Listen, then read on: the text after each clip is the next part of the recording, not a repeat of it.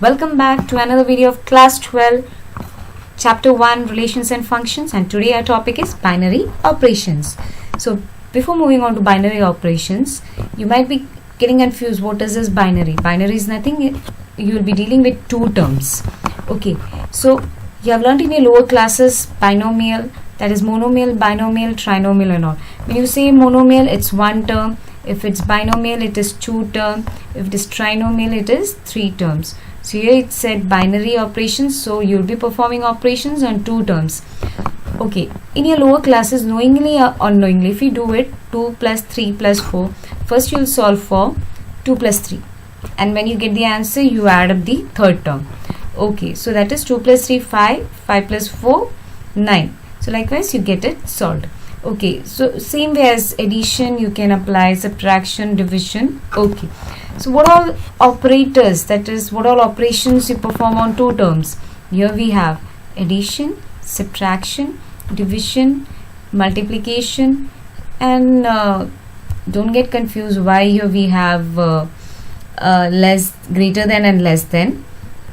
That is when you compare your two numbers, you use greater than to find the maximum, and to find the minimum you use less than. Okay, so this is here done. Let us move on to the definition. Binary operations char defined on set A is a function from A cross A to A star A comma B is denoted by A star B. So let me explain you. Binary operation, that is a operation performed on two terms, star defined on set A. Your set A can be natural number, whole number, real number, integers, can be anything. So your star is a function from A cross A, that is Cartesian product of your set to A, to that set, right? Star A comma B is denoted by A star B. Okay, you'll understand more what is this binary operation when we solve problems. Okay, so here we have second thing which you'll be learning in binary operations: commutativity, then associativity, then identity element. So first we'll learn commutativity. A binary operation star defined on set A is said to be commutative if and only if A star B is equal to B star A for all A B belongs to A. Okay, we'll take a simple example first. A B belongs to natural number. So what is our set here? Natural number. A star B equal to A into B. Let us take an example. When we take examples, it becomes more easier for us to understand. So 1 comma 2, this is okay. So A star 2. So what is the operator now? We have here binary operator as multiplication. So 1 into 2 is equal to 2. Okay, it is, so 2 belongs to natural number, that it is closed under natural number, that's all. Okay, next we have, as it is commutative, right? So we have to go for B star A. So B star A, B into A, that is 2 star A is equal to 2 into 1 equal to 2. So same, so this is commutative. Okay, so here our star, this binary operation star binary operation is what? It is commutative.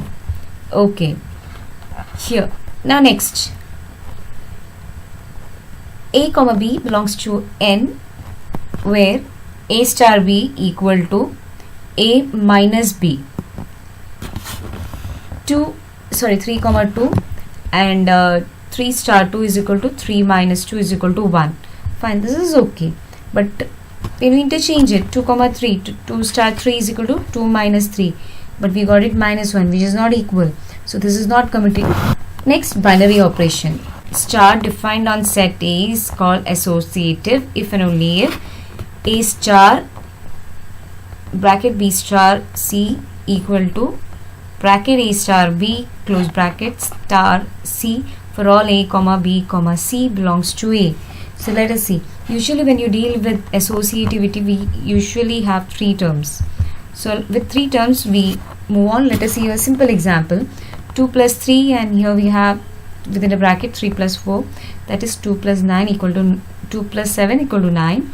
And next, when you shift the bracket, 2 plus 3, then plus 4, that is 5 plus 4, again 9. We'll move on to some example, then you'll understand more. Okay, here a comma b comma c belongs to natural number. This is fine, right? So a star b star c equal to, okay, first we'll find this one, a star within bracket 2 star c, a 1 into within bracket 2 into 3, that when you solve it you get it 6. This is okay. Now next, within bracket 1 star 2 star 3, within bracket 1 into 2 into 3 is equal to 2 into 3, again we get it 6. So this is associative. Okay, next, if star is binary operation on A, then an element E belongs to A is said to be an identity element if and only if A star E equal to E star A equal to A for all A is belongs to A. So here we have A star E equal to E star A equal to A. That is, when you apply binary operation on a term and an identity element, you get the term itself. When you apply binary operation, suppose you apply, here we can take, we have 2. So 2 into 1, what it is? 2. What about 1 into 2? Same, you get 2. The number itself, the term itself when we get. If it is 1 plus 0, what do we get? 1. If it is 0 plus 1, what do we get? Again we get 1, right? So here, like, you take this as identity element. Okay, so we are done with this. Okay, next, example 31, it is from your textbook. Show that star such that r cross r belongs to r given by a comma b to a plus 4b square is a binary operation. So that is, we have to prove that this is, like, here star is a binary operation. So how it is on this, on what? On a plus 4b square, it is a binary operation. Okay, so we know that we'll write first what is given, written. So here we know that a belongs to what? Real numbers, and as well b belongs to real number. But here we are supposed to apply on this. Okay, so therefore a plus 4b, suppose you are taking any real number, 1 plus 4 into, let your value of b be 3. So if b is 3, what will happen? 3 square. So what do you get? So 1 plus 4 into 9. So what is 4 into 9? That is 36. So 36 plus 1, what do we get? 37. Okay, so we get 37.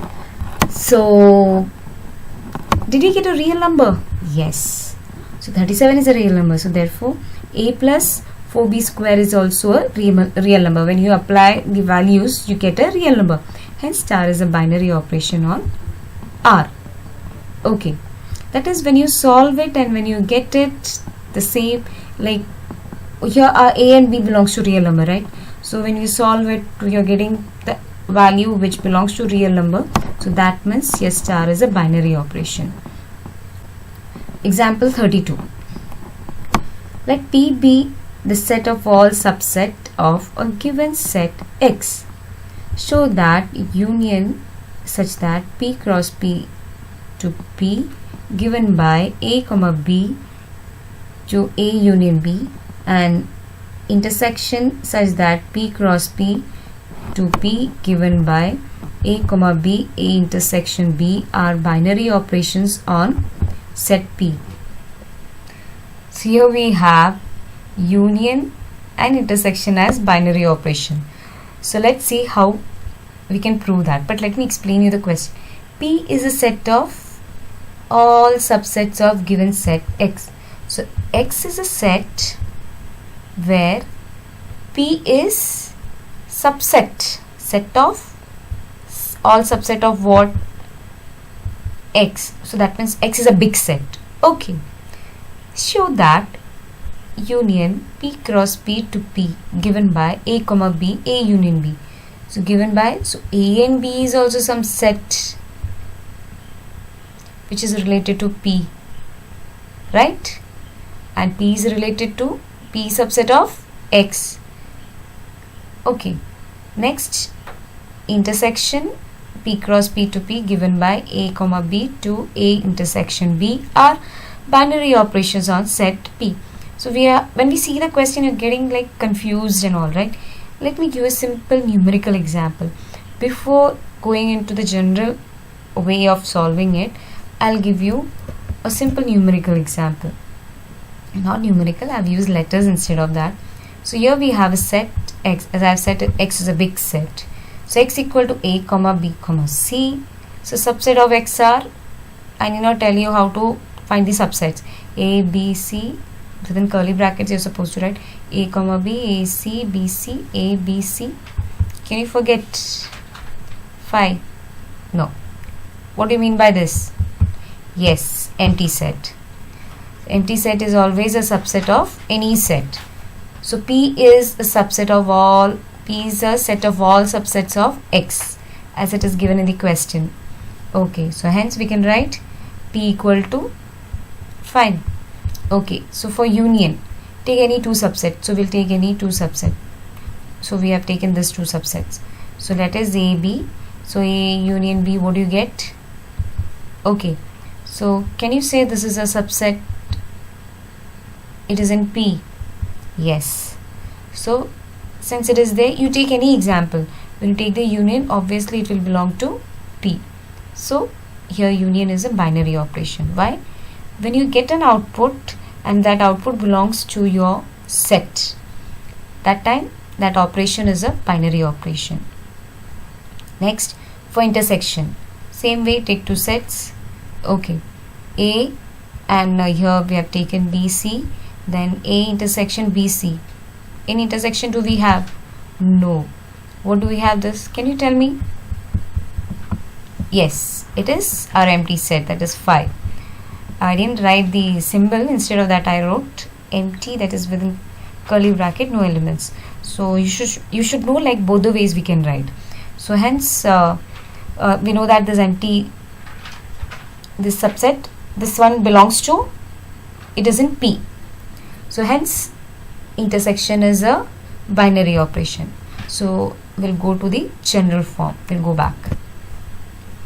Okay, so as said, P is a set of all subsets of given X, and A and B are in set P. Like how did we take A, B, those subsets we have taken, you remember? Yes, it is A. Okay, and this A, you think that it belongs to set A, and this B belongs to the set P. You just imagine like that. Okay, are in set P, hence A and B are also subset of X.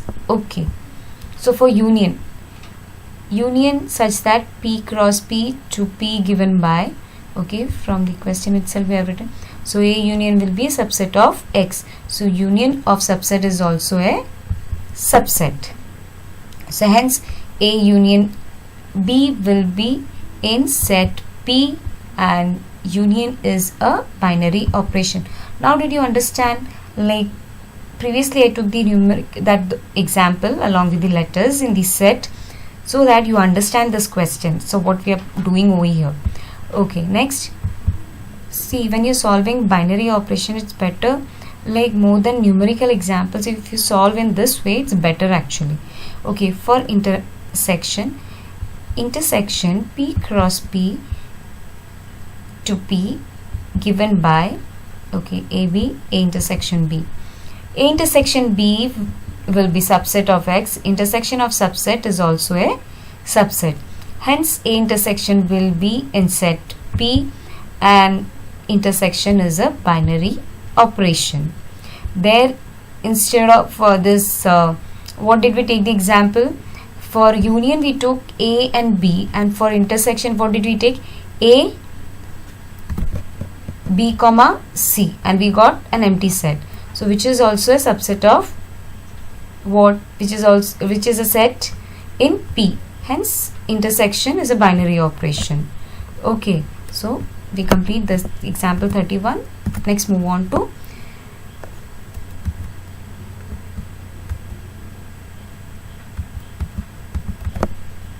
exercise 1.4. First question, determine whether or not each of the definition given below gives binary operation.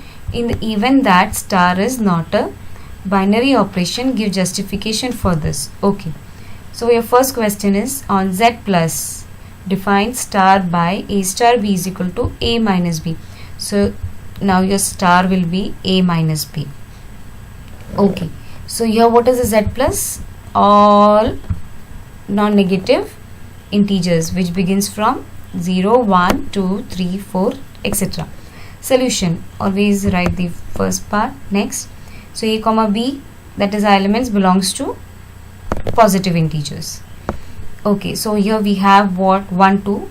Take a example.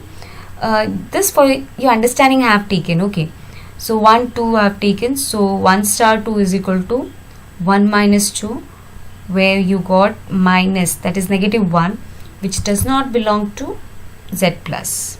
So there is no unique element A minus B in Z plus. So see, if you have 100 examples, which is okay, but among that 101th one is not satisfying, then what, it is false. So here this one is, so if for example if you take 3 minus 2, you get 1, so it belongs to Z plus. You take 5 minus 1, it belongs to Z plus. You take 100 minus 50, it belongs to Z plus. But still, if there exists a case which goes against, that is like 1 minus 2, it goes, see, we know that 1 and 2 is positive integers, but when you solve it in this, you get negative 1, which does not belong to Z plus. So what, here star is not binary operation, closed under Z plus. Close under means don't have doubt, should not get confused. Why? Because the thing is, when you get the output, that is when you get the answer, you should check whether it belongs to the set what is given in the question. So when it is not belonging to that set, that means it is not closed under that. Okay, so your next question on Z plus, define star by A star B is equal to AB. Here we are multiplying. Okay, so as written, so here we take it 2, 3. So when you multiply, okay, you get 2 star 3 is equal to 2 into 3, so equal to 6 belongs to Z plus. This is fine, satisfying.